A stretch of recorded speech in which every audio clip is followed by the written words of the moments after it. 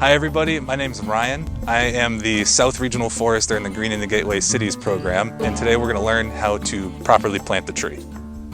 We make the hole twice as big as the root ball, so make sure that the tree has enough room to spread out its roots and enough freshly tilled soil to kind of keep expanding.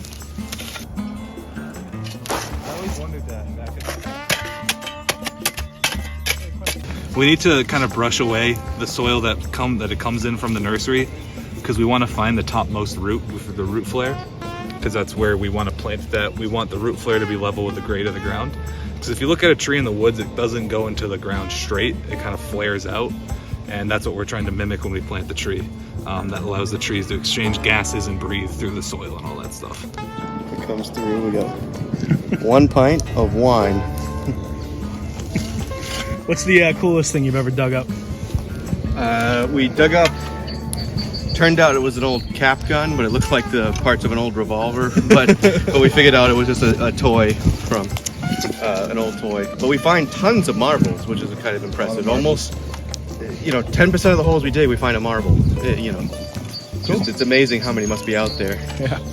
We had the root flare, we excavated it from in the root.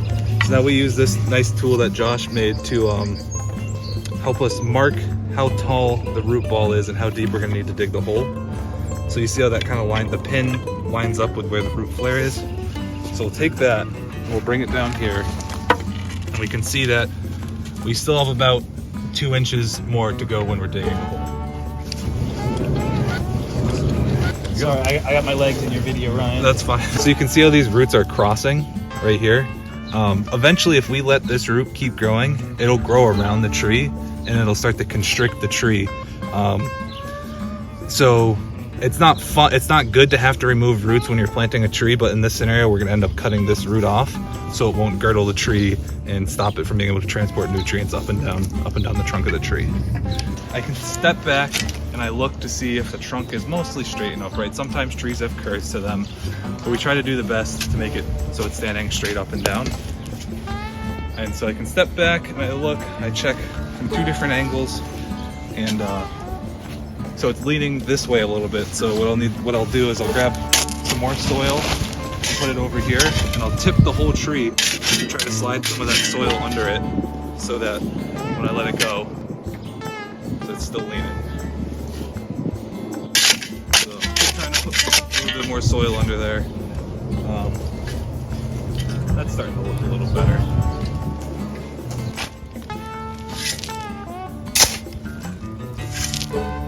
It's important to use a lot of water when you're planting a tree. You want the soil to be nice and wet.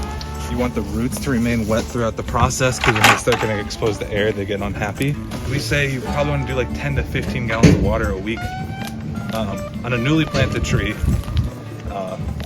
you want to do it low and slow, kind of like barbecue, or you want the water to slowly trickle down so that it trains the roots to grow down, so they don't kind of grow out, and there's less risk of the roots kind of interfering with your sidewalk or your driveway or anything like that.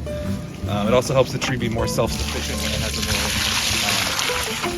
has a larger root system that can get its own water deep down in the ground.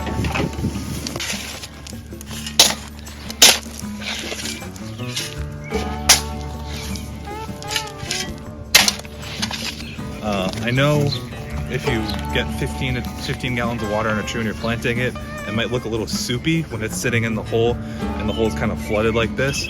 But the tree appreciates it. It's hard to overwater a newly planted tree.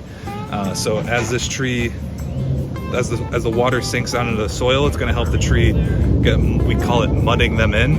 It helps the tree be more stable in the soil itself. This is pretty close to finish. And you can see we have our root flare right on top here.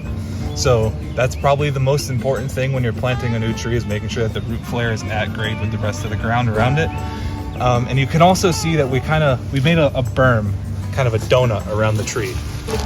That's really important because it helps keep the soil, the mulch that we're gonna put on it, away from the trunk of the tree. Because if that mulch is up against the trunk of the tree, like you see it done in a lot of like landscaping, we call it volcano mulching, the mulch will start to rot the bark of the tree and in turn that could cause decay to get into the tree or some kind of disease to get into the tree. So when we mulch the tree, we want to mulch a ring around the tree. I was talking about that donut or that berm earlier, and that's what we want to do. We want to put it around the tree. We want it about 1 inch thick, and we want to keep it 5 inches from the trunk of the tree. So you see out there, if you see the mulch where it's kind of stacked up against the base of the tree, sometimes it'll be like 5 inches, sometimes it'll be a foot up against the base of the tree. We do not want to do that. That's one of the biggest mistakes when you're planting a tree, because again, that's going to result in the bark starting to decay along with the mulch, and that'll help get bugs and disease and all the stuff we don't want growing in our tree. That's a vector to get that in the tree.